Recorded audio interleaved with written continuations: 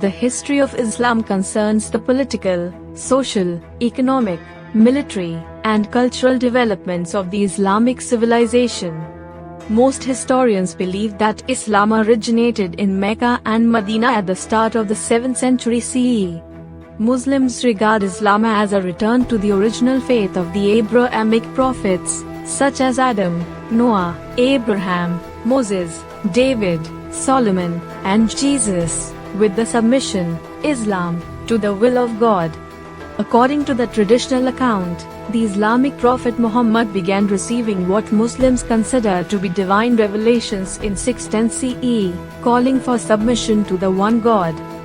In 622, a few years after losing protection with the death of his influential uncle Abu Talib ibn Abd al-Muttalib, Muhammad migrated to the city of Yathrib, now known as Medina. With the death of Muhammad in 632 CE, disagreement broke out over who would succeed him as leader of the Muslim community during the Rashidun Caliphate. The early Muslim conquests were responsible for the spread of Islam. By the 8th century CE, the Umayyad Caliphate extended from Muslim Iberia in the west to the Indus River in the east.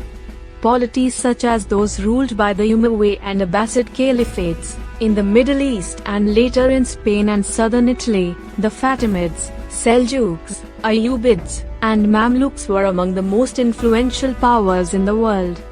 Highly Persianized empires built by the Samanids, Ghaznavids, and Ghurids significantly contributed to technological and administrative developments. The Islamic Golden Age gave rise to many centers of culture and science and produced notable polymaths, astronomers, mathematicians, physicians, and philosophers during the Middle Ages.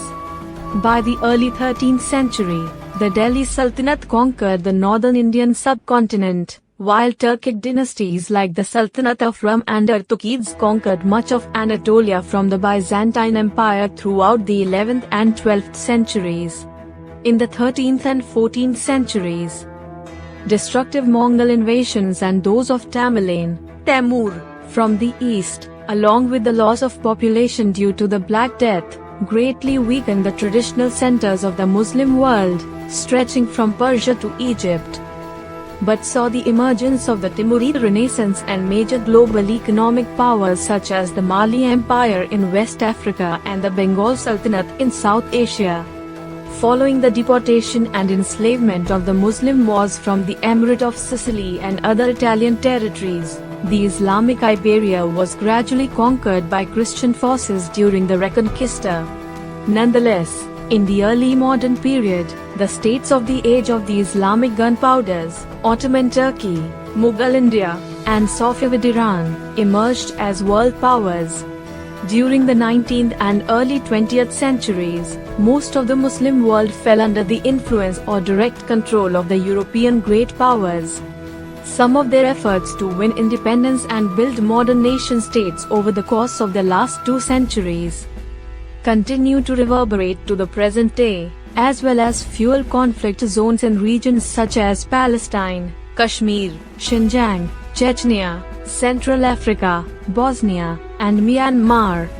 The oil boom stabilized the Arab states of the Gulf Cooperation Council, comprising Bahrain, Kuwait, Oman, Qatar, Saudi Arabia, and the United Arab Emirates, making them the world's largest oil producers and exporters, which focus on capitalism, free trade, and tourism.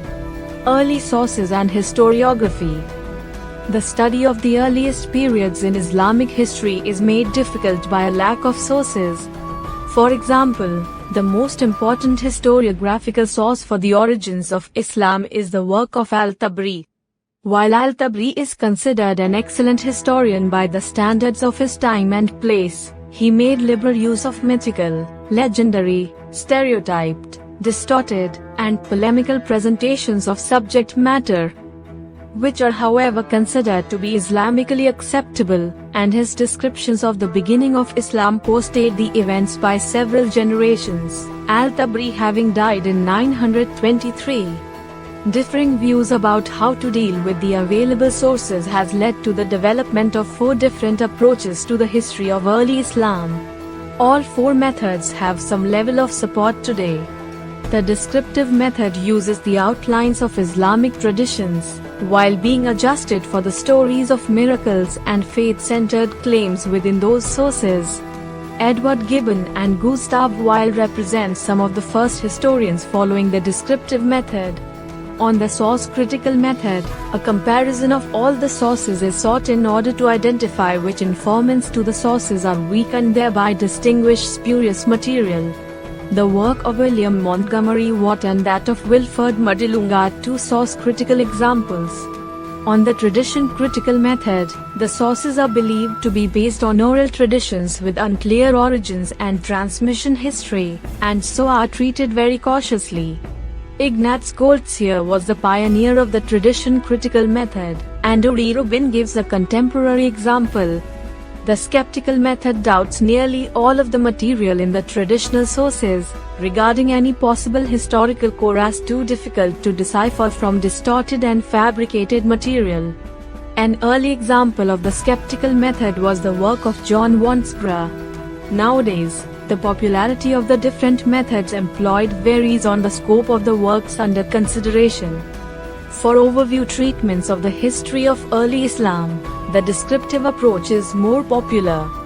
For scholars who look at the beginnings of Islam in depth, the source-critical and tradition-critical methods are more often followed. After the 8th century CE, the quality of sources improves. Those sources which treated earlier times with a large temporal and cultural gap now begin to give accounts which are more contemporaneous. The quality of the genre of available historical accounts improves. And new documentary sources, such as official documents, correspondence and poetry, appear. For the time prior to the beginning of Islam, in the 6th century CE sources are superior as well, if still of mixed quality. In particular, the sources covering the Sasanian realm of influence in the 6th century CE are poor, while the sources for Byzantine areas at the time are of a respectable quality, and complemented by Syriac Christian sources for Syria and Iraq.